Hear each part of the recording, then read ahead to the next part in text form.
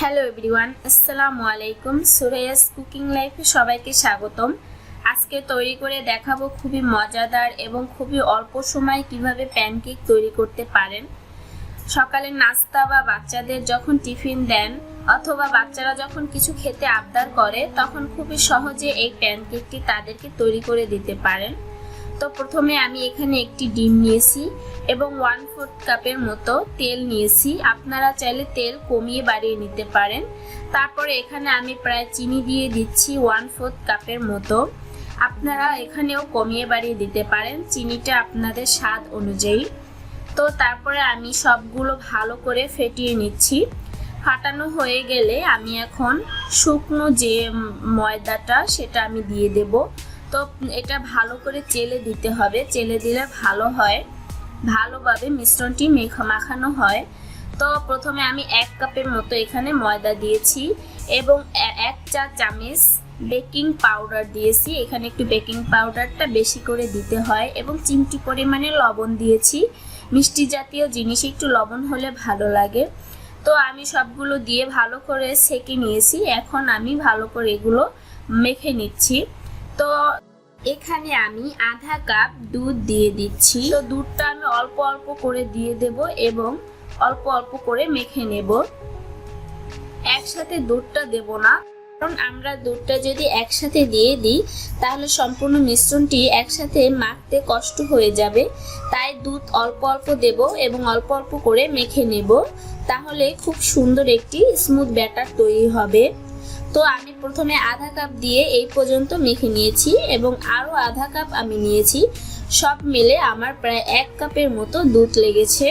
তো এভাবে আমি দুধটা দেব এবং মিশ্রণটি মেখে নেব। মাখাতে মাখাতে এক সময় মিশ্রণটি হালকা হয়ে আসবে, আমার আর কষ্ট হবে না মাখাতে, আপনারা বুঝতে পারবেন। তো আমার স্মুথ একটি ব্যাটার তৈরি হয়ে গেছে। তো দেখতে পাচ্ছেন কেমন ঘনত্ব হবে, এরকম নেবেন, তাহলে একটা পারফেক্ট প্যানকেক তৈরি করতে পারবেন। তো আমার এই আধা কাপ থেকে সম্পূর্ণ দুধ লাগেনি, আমার একটু দুধ রয়ে গেছে।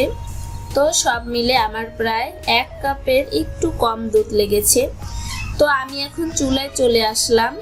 একটি ফ্রাই প্যান দিয়ে ভালো করে গরম করে নিয়েছি। গরম করে একটু তেল ব্রাশ করে দিলাম, দিয়ে আমি এখানে আধা কাপের মতো ব্যাটার প্যানে দিয়ে দিলাম। দিয়ে আমি ঢাকা দিয়ে রেখে দেব প্রায় 2 মিনিটের মতো। তো 2 মিনিট পর ঢাকনা খুলে দেখতে পাবেন খুবই সুন্দর গলু গলু ছোট্ট ছোট্ট ছিদ্র হয়েছে, দেখতে খুবই সুন্দর লাগছে। এভাবে ছিদ্র হলেই দেখতে পাবেন পারফেক্ট একটা প্যানকেক তৈরি হয়ে গেছে। তো আমার এপিট ওপিট 2 পিঠ ভালো করে ভাজা হয়ে গেছে। এখন আমি এটি উঠিয়ে নিচ্ছি। তো এভাবে আমি আরো একটি তৈরি করে নিচ্ছি। এভাবে সবগুলো আমি তৈরি করে নেব। তো দেখতে পাচ্ছেন কত সুন্দর ছিদ্র হয়েছে আর খেতে খুবই ইয়াম্মি হয়েছে। এভাবে তৈরি করে নিলে প্যানকেক খেতে খুবই মজাদার হয়। আপনারা তৈরি করে দেখবেন। আমার এই রেসিপিতে খুবই সহজভাবে তৈরি করে দেখিয়েছি। তো আমার রেসিপিটি যদি ভালো লাগে প্লিজ প্লিজ আমার চ্যানেলটি সাবস্ক্রাইব করে দিবেন এবং আমার পাশে থাকবেন, লাইক কমেন্ট এবং শেয়ার করবেন। আসসালামু আলাইকুম।